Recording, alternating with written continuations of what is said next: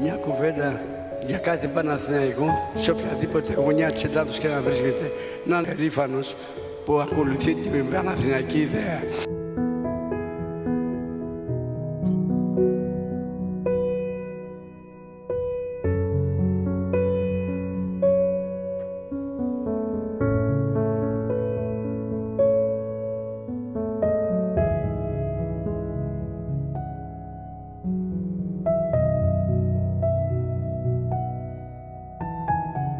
Μέσα τα βάθη της καρδιάς μου λέω ένα μεγάλο μπράβο, ένα μεγάλο ευχαριστώ σε όλους τους αθλητές του Παναθηναϊκού που κατάφεραν αυτόν τον άνθρωπο να πάρουν και αυτό το πρωτάθλημα.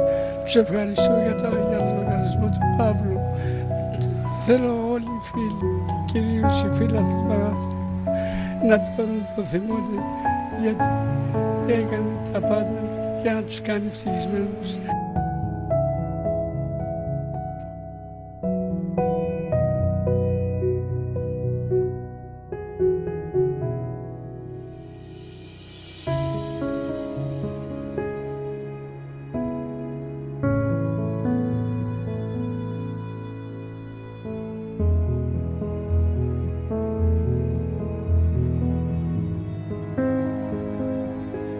Παθιάζομαι με την ομάδα μου γιατί θέλω πάντα να κερδίσει.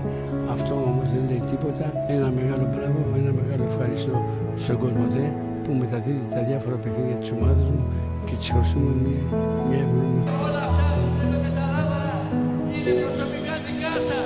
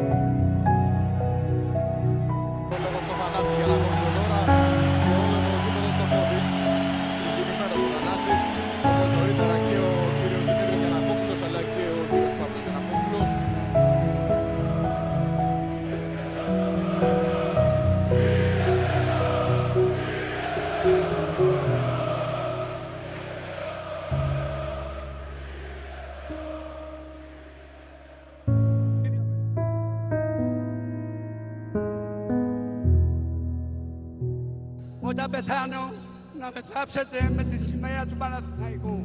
Ευχαριστώ.